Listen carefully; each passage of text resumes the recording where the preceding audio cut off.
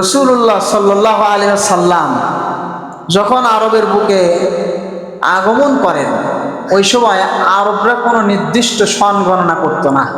হ্যাঁ, রোমানদের সন ছিল, ওরা সন গণনা করত। পার্সিয়ানদের সন ছিল, ওরা সন পঞ্জিকা এভাবে গণনা করত। কিন্তু আরবদের নির্দিষ্ট কোনো সন ছিল না। আরবরা বড় কোনো ঘটনা ঘটলে ওই ঘটনাকে স্মরণীয় করে রেখে ওই ঘটনা থেকে গণনা করত। যেমন আসহাবে ফিলের একটা ঘটনা, হস্তি বাহিনীর একটা ঘটনা। কাবা শরীফ ভাঙতে আসছিল, আব্রাহা বাদশাহ, টোটাল তারা ধ্বংস হয়ে গেছে, বিশাল এক বড় ঘটনা ছিল। তো আরবরা ওইটা দিয়ে গণনা করত যে আসহাবে ফিলের ঘটনার 1 বছর পর, 5 বছর পর, আসহাবে ফিলের ঘটনার 10 বছর পর, এভাবে করে তারা সন গণনা করত। নির্দিষ্ট কোনো সন গণনা তাদের ছিল না। এই একই অবস্থা যখন রাসূলুল্লাহ সাল্লাল্লাহু আলাইহি সাল্লাম নবুয়ত পান চলমান ছিল। নবীজি মক্কা থেকে হিজরত করে মদিনায় চলে আসছেন, এভাবেই চলছে, নির্দিষ্ট কোনো সন ছিল না। নবীজি চলে গেছেন, সাহাবী আবু বকর রাদিয়াল্লাহু আনহুর খেলাফত কালও শেষ হয়ে গেছে, হযরত ওমর রাদিয়াল্লাহু আনহুর খেলাফত কাল চলতেছে। ওমর রাদিয়াল্লাহু আনহুর খেলাফত যখন শুরু হয়ে গেছে, রাষ্ট্র বিস্তৃতি লাভ করেছে, অর্ধেক জাহান খেলাফতের অধীনে চলে আসছে। বিভিন্ন জায়গায় পত্র প্রেরণের দরকার পড়তেছিল, দরকার হচ্ছিল, অনেক দিন পত্র পুষতে লাগতো যে কবে খলিফা এটা লিখে পাঠিয়েছেন, সন উল্লেখ থাকতো না। হয়তো তারিখ উল্লেখ থাকলেও মাসের গণনা আগে থেকে ছিল, মুহররম, সফর, রবিউল আউয়াল এগুলো ছিল, কিন্তু এটা কোন সনের মুহররম, কোন সনের সফর মাস, এইটা লেখা ছিল না। হযরত আবু মুসা আশআরী রাদিয়াল্লাহু আনহু, তিনি নবীজির এক বিশিষ্ট সাহাবী, ওমর রাদিয়াল্লাহু আনহুর কাছে পত্র পাঠালেন, খলিফাতুল মুসলিমিন, আপনি যে পত্রগুলো আমাদের কাছে পাঠান, এই সকল পত্রের মধ্যে সন উল্লেখ থাকে না। সন উল্লেখ না থাকার কারণে আমাদেরকে অনেক জটিলতার সম্মুখীন হইতে হয়। খলিফাতুল মুসলিমিন, আপনি যদি সন লিখে দিতেন তাহলে ভালো হইতো। আবু মুসা আশআরী রাদিয়াল্লাহু আনহুর প্রস্তাব অনুযায়ী হযরত ওমর রাদিয়াল্লাহু আনহু বিষয়টার সমাধান করার জন্য সাহাবায়ে কেরাম রিদওয়ানুল্লাহি আলাইহিম আজমাইন তাদেরকে নিয়ে বসলেন, পরামর্শ বসলো কি করা যায়। অনেকেই প্রস্তাব করলাম, যেহেতু রোমানদের সন প্রচলিত আছে, পার্সিয়ানদের সন প্রচলিত আছে, আমরা তাদের সনগুলো ব্যবহার করতে পারি। রোমানদের সন আমরা ব্যবহার করতে পারি, পার্সিয়ানদের সন আমরা ব্যবহার করতে পারি। কিন্তু সাহাবায়ে কেরামের মজলিসের মধ্যে তাদের এই মতামতকে উদ্ধ করা হলো, তাদের মতামত অগ্রাহ্য করা হলো, আর বলা হলো না না, আমাদের নিজস্ব একটা সন তৈরি করা দরকার। কোন বেঈমান কাফেরদের সন, বেঈমান কাফেরদের প্রবর্তিত সন আমরা গ্রহণ করব না, আমরা নিজেরা একটা সন প্রবর্তন করব। কথা অনুযায়ী সাহাবায়ে কেরাম একমত হয়ে গেলেন নিজস্ব একটা সন প্রবর্তন করার জন্য। সাহাবায়ে কেরাম রাদিয়াল্লাহু আনহুম আজমাইন বসে আছেন। এবার কথা উঠলো, তাহলে আমরা সন যে প্রবর্তন করব, এর সূচনাটা কি হবে, শুরুটা আমরা কি করতে পারি, কোনটাকে আমরা সূচনা সন ধরতে পারি। কোন সাহাবায়ে কেরাম বললেন, আমার আপনার নবী সাইয়্যিদুল মুরসালিন খাতামুন নবিয়্যিন মুহাম্মাদুর রাসূলুল্লাহ রাহমাতুল লিল আলামিন যেই দিন জমিনে আগমন করেছেন, যেই দিন দুনিয়ায় আবির্ভূত হয়েছেন, ওই দিনকে স্মরণীয় করে আমরা ওই দিন থেকে সন গণনা শুরু করতে পারি। আবার কেউ পরামর্শ দিলেন, রাসূলুল্লাহ সাল্লাল্লাহু আলাইহি ওয়াসাল্লামের যেদিন ইন্তেকাল হয়ে গেছে, ওই ওফাতের দিবস থেকে আমরা সন গণনা করতে পারি। আবার কেউ পরামর্শ দিলেন যে না, রাসূলুল্লাহ সাল্লাল্লাহু আলাইহি ওয়াসাল্লাম মক্কা থেকে হিজরত করে যেই দিন মদিনায় আগমন করেছেন, ওই দিনটাকে স্মরণীয় করে রেখে আমরা আমাদের সঙ্গণনা শুরু করতে পারি। সকলের মতামত হয়ে গেল, সিদ্ধান্ত হলো না, নবীজির জন্মের দিন কেউ আমরা স্মরণীয় করব না, আবার ওয়াফাত দিবস কেউ স্মরণীয় করব না। আমরা তো জন্মদিন স্মরণীয় করে রাখার চেষ্টা করি, আমরা তো মৃত্যুদিন স্মরণীয় করে রাখার চেষ্টা করি, কিন্তু ইসলামের মূল স্পিরিট হলো অন্য জায়গায়। ইসলামের মূল স্পিরিট হলো ইমানের জায়গায়। সাহাবে কেরামের সিদ্ধান্ত হলো যে না, আমাদের সনের গণনা হবে, শুরু হবে হলো নবীজি যেই দিন মক্কা ছেড়ে, মক্কার ভিটে মাটি ছেড়ে মদিনায় যেদিন আগমন করেছেন, ইমানের জন্য, ইসলামের জন্য বাপ দাদার ভিটা যেদিন ছেড়েছেন, ইসলামের জন্য, ইমানের জন্য যেই দিন নিজের পরিবার ছেড়েছেন, নিজের সমাজ ছেড়েছেন, ছেড়ে দিয়ে মদিনায় আসছেন, তার মানে ওই দিনটাকে রাসূলুল্লাহ সাল্লাল্লাহু আলাইহি ওয়াসাল্লাম বুঝিয়ে দিয়েছেন দেশ বড় না, রাসূলুল্লাহ বুঝিয়ে দিয়েছেন সমাজ বড় না, সেই দিনটা রাসূলুল্লাহ বুঝিয়ে দিয়েছেন পরিবার বড় না, ইমান সবার আগে, ইমান বড়। ইমানের জন্য চাই দরকার হইলে সমাজ ছেড়ে দিতে হবে, ইমানের জন্য দরকার হইলে পরিবার ছাড়তে হইবে, ইমানের জন্য দরকার হইলে দেশ ছাড়তে হবে। দেশের দোহাই দিয়ে, দেশের নিয়ম কানুনের দোহাই দিয়ে ইসলামকে জনাঞ্জলি দেওয়া যাবে না। দেশের দোহাই দিয়ে, সমাজের দোহাই দিয়ে, পরিবারের দোহাই দিয়ে ঈমানকে বিসর্জন দেওয়া যাবে না।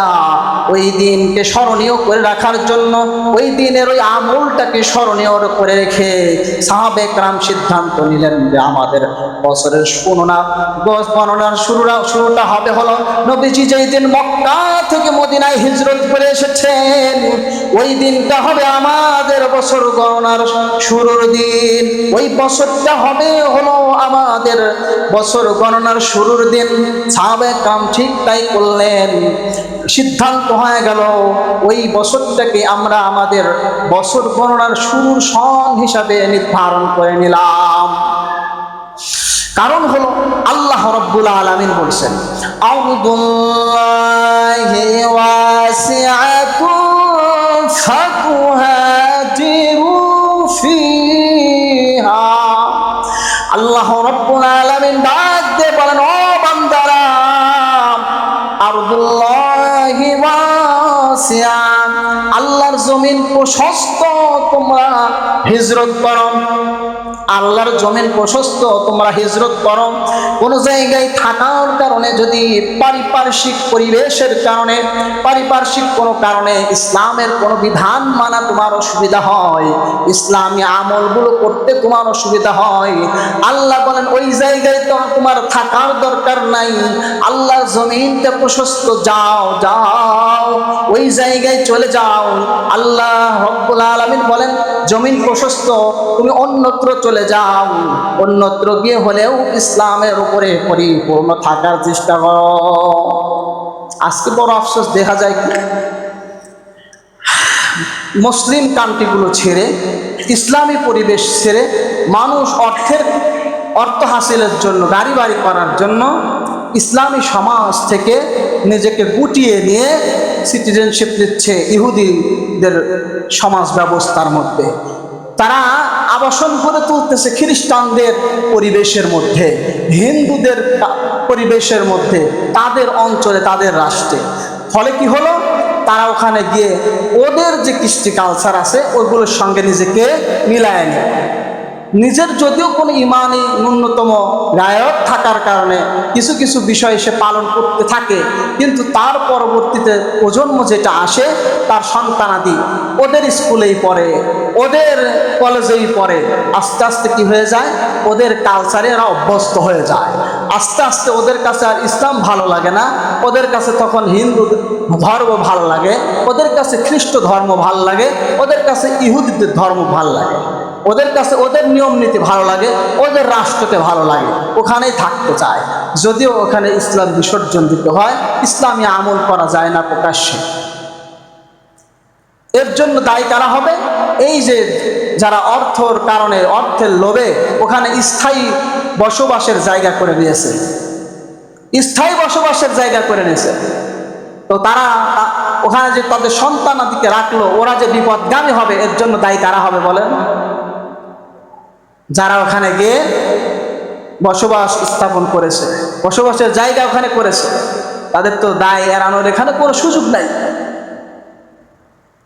আল্লাহ রাব্বুল আলামিন বলছেন, যেই জায়গায় আমল ভালো করা যায়, যেটা ইসলামী পরিবেশ হয়, সুন্দর পরিবেশ হয়, ওই জায়গার মধ্যে তুমি থাকো।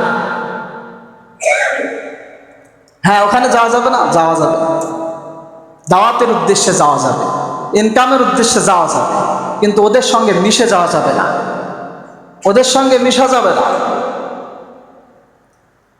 এই জন্য বলতেছিলাম, সাহাবে কেরাম পরামর্শ করলেন যে আমরা নিজেদের একটা নিজস্ব সন প্রবর্তন করব। সিদ্ধান্ত হয়ে গেল, নবীজি যেদিন হিজরত করে মদিনায় আসছেন, ওই বছরটাই হবে আমাদের বছর গণনার প্রথম বছর। তার অর্থ হলো, এখন যে 1448 হিজরি শুরু হয়েছে, মানে নবীজি মক্কা থেকে মদিনায় যেই বছর গিয়েছিলেন, ওই বছর থেকে নিয়ে আজ পর্যন্ত 1400 কত হিজরি? 48 হিজরি, আর 1448 বছর হয়ে গেছে। সাহাবে কেরামের মধ্যে এই সিদ্ধান্ত হয়ে যাওয়ার পরে এবার তারা পরামর্শ করতে বসলেন, আমাদের এই বছরের শুরুর মাসটা আমরা কোনটা ধরব? কেউ মতামত দিল রমজান মাসের কথা, কেউ মতামত দিল অন্যান্য মাসের কথা, কিন্তু সিদ্ধান্ত হলো জিলহজ মাস, যেই মাস হজের মাস, ইসলামের বড় একটা আমল যেই মাস হয়, ওই মাসের মাধ্যমেই যেন আমাদের বছরটা শেষ হয়, বড় একটা আমলের মাধ্যমে যেন বছর শেষ হয়, আর তার পরের বছরটাই যেন আমরা সূচনা মাস, শুরুর মাস ধরতে পারি, মানে মুহররম মাস, জিলহজ মাস, ওটা 12তম মাস ধরা হবে, আর এটাকে ধরা হবে প্রথম মাস। 12 মাস, এখানে একটা কথা, 12 মাস এটা সকল ক্ষেত্রেই, সকল গণনার ক্ষেত্রে, সকল রীতিনীতির বছর গণনার ক্ষেত্রে 12 মাস কিন্তু নির্ধারিতই আছে। ইংরেজি বলেন, বাংলা বলেন, আরবি বলেন, সব বছর গণনায় মাস কতটা? হ্যাঁ, এখানে কিন্তু কেউ হাত ঘুরাইতে পারবে। কেন? কারণ আল্লাহ বলছেন, ইন্না ইদ্দাতাশ শুহুরি ইনদাল্লাহি 12 শাহরান ফি কিতাবিল্লাহি ইয়াওমা খালাকাস সামাওয়াতি ওয়াল আরদ। আল্লাহ বলেন, ও বান্দা, 12 মাস আজ থেকে না, যখন আদম সৃষ্টি করেছি শুধু তখন থেকে না,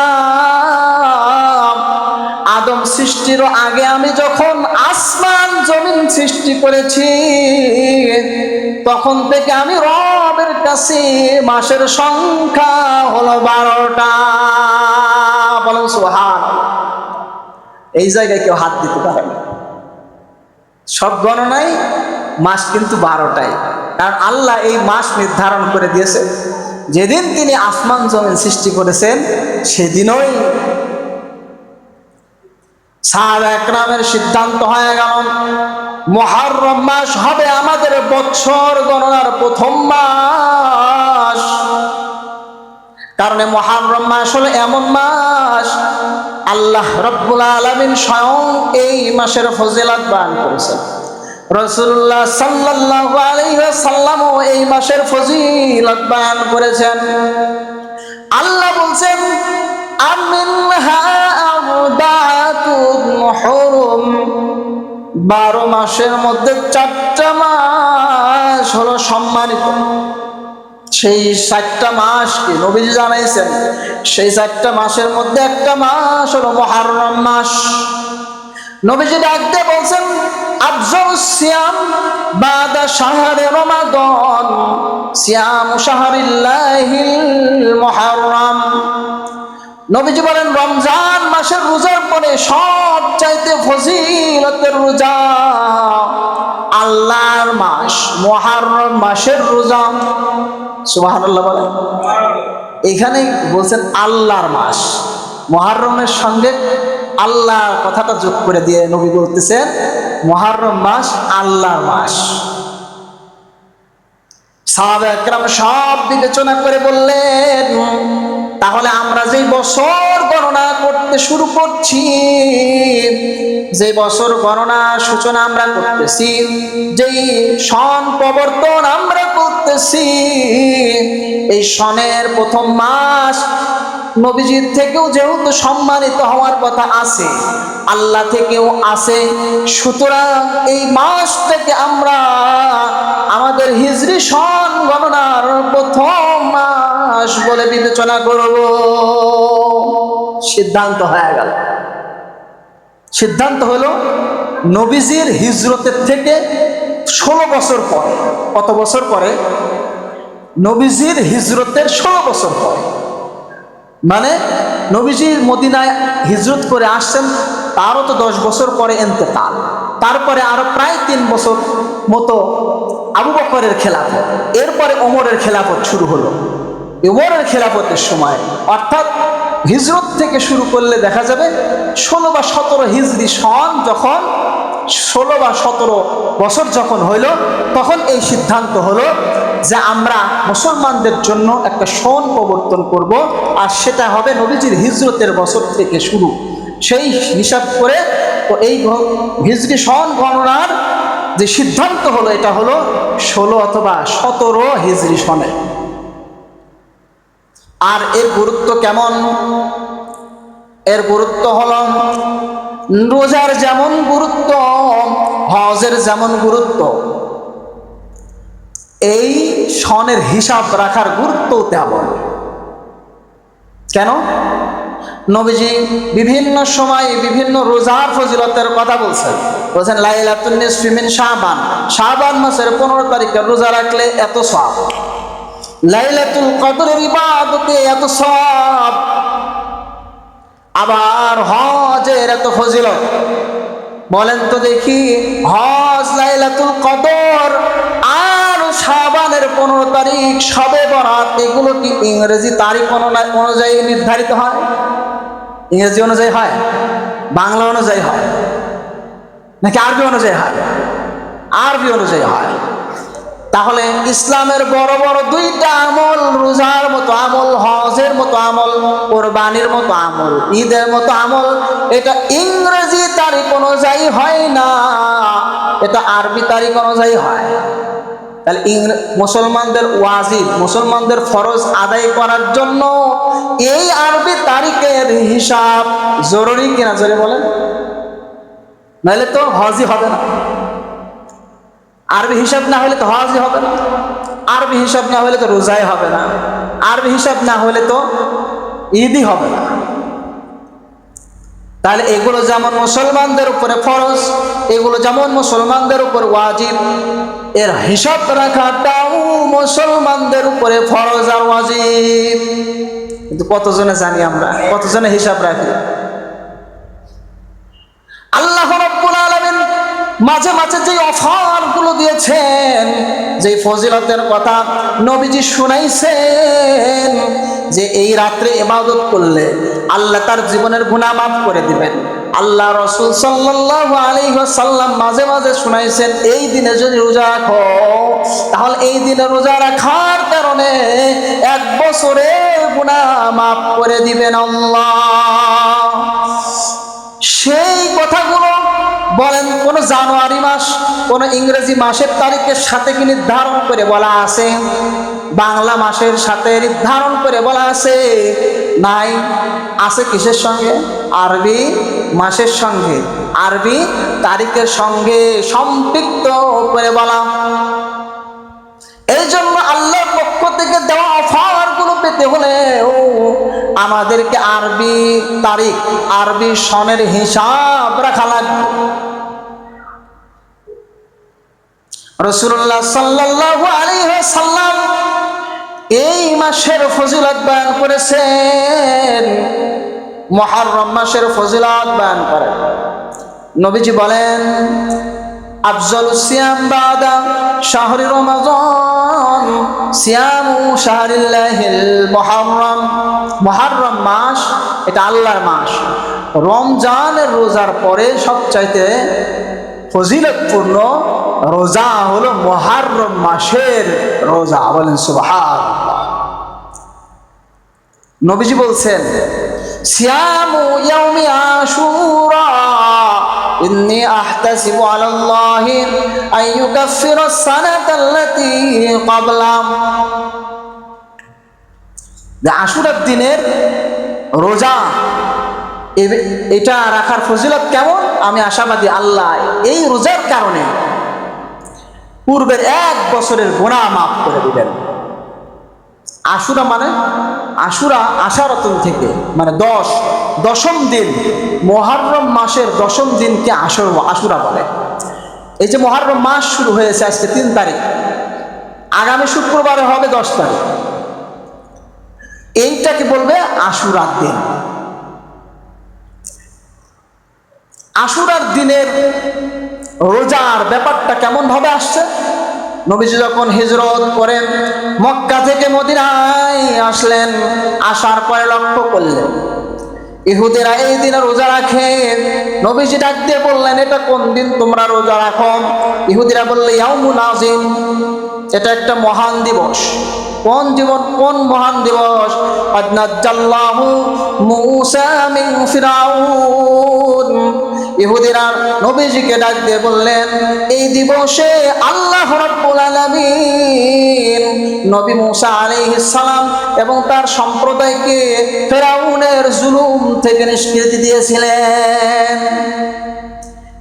যার ফলে মূসা আলাইহিস সালাম এই নিষ্কৃতি পাওয়ার পরে আল্লাহর শুকরিয়া আদায় করে এই মুহররমের 10 তারিখে রোজা রেখেছিলেন।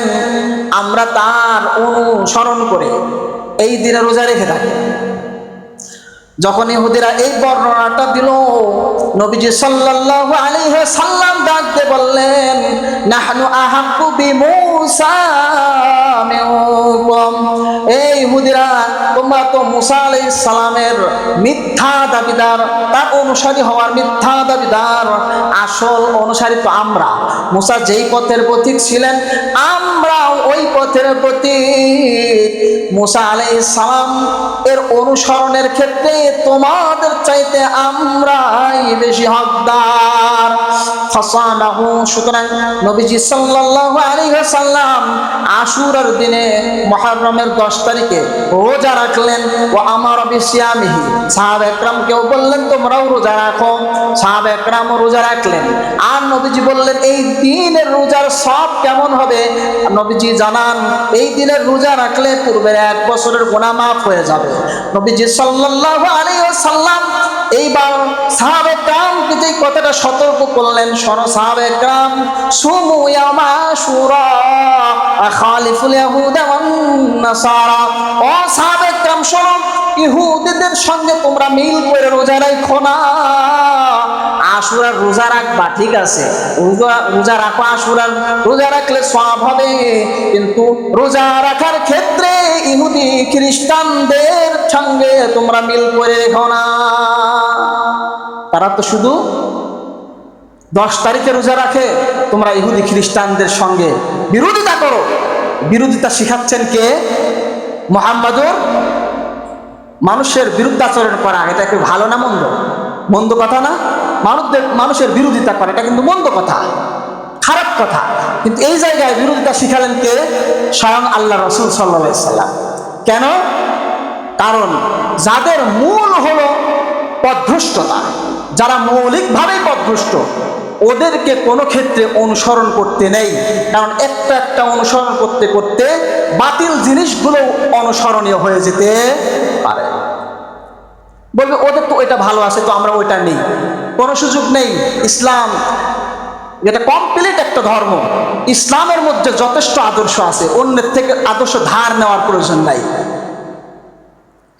নবীজি সাল্লাল্লাহু আলাইহি সাল্লাম রোজার মতো একটা ইবাদত সেই জায়গায় মুসলমানদেরকে শিখালেন, তোমরা ইহুদি খ্রিস্টানদের সঙ্গে বিরুদ্ধাচরণ করো, তাদের বিরোধিতা করো, শুধুমাত্র 10 তারিখে রোজা রেখো না, সুমু ইয়াওমান ক্বাবলাহু আও ইয়াওমান বাদাহু, তোমরা 10 তারিখের সঙ্গে আরো একদিন পূর্বের একদিনকে রোজা রাখার সঙ্গে তোমরা যোগ করে নিও, মানে 9 তারিখেও তোমরা রোজা রাখো, অথবা তোমরা 10-এর সঙ্গে 11 মিলায় রেখো, তাহলে তোমরা এই ফজিলতটা পাবে।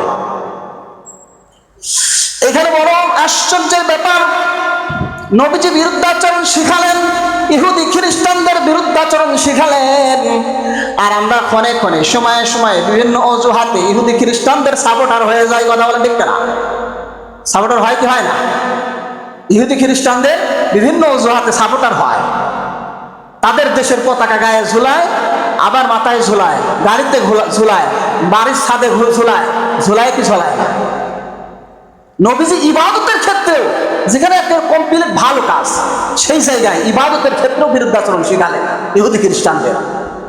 আর আমরা বিভিন্ন অজুহাতে মুআমালা মুআশারার মধ্যে অযথা অপচয় যেখানে, সেই কাজের মধ্যেও তাদের সাপোর্ট করে যাচ্ছে। কি মেসি 3 গোল দিয়েছে, হ্যাটট্রিক করেছে, তো এখানে ছাগল জবাই করে ওরা খাচ্ছে, পাড়া প্রতিবেশী গরিব না খেয়ে থাকে, তখন খোঁজ খবর নেয় না। এখন আমোদ প্রমোদে ব্যস্ত হয়ে গেছে, এখন মিছিল করে রাস্তায় রাস্তায়। জুমার দিনে বয়ান দিলাম, এখন জুমার পর বের হয়ে দেখি রাস্তায় আর্জেন্টিনা আর ব্রাজিলের সাপোর্টাররা মিছিল করে। নামাজের মধ্যেও চিন্তাই ছিল মিছিলে কখন বের হবে, নামাজে কি অবস্থা হয়েছে তাহলে খেয়াল করেন। দেশের মধ্যে একটা মানে বিঘ্নতা সৃষ্টি করা, পথে ঘাটে, হ্যাঁ সব জায়গায় একটা এইটাকে অজুহাত করে দেশের পরিবেশকে একটা বিশৃঙ্খলাময় করে তোলা, অর্থের অপচয়, মানুষের সমস্যা সৃষ্টি, অহেতুক একটা বিষয় নিয়ে, যেটা নিজেরও লাভ নাই, নিজের দেশের কোনো লাভ নাই। আল্লাহ আমাদের হেফাজত করুন, সকল বলেন আমি। ইহুদি খ্রিস্টানদের আদর্শ গ্রহণ করা থেকে খুব সচেতন থাকা লাগবে। আল্লাহ রাব্বুল আলামিন আমাদেরকে এটা বুঝার তৌফিক দেন, সকলে বলেন আমি। এই যে হিজরি সন আমাদেরকে এই কথা শিখিয়েছে, হযরত ওমর রাদিয়াল্লাহু আনহু রোমানদের সন গণনা নিলেন না, পার্সিয়ানদের সন গণনা নিলেন না, বললেন ওই বেধর্মীদের সন গণনা আমাদের সন হইতে পারে না, আমরা মুসলমানদের জন্য আলাদা একটা সন প্রবর্তন করে নেব।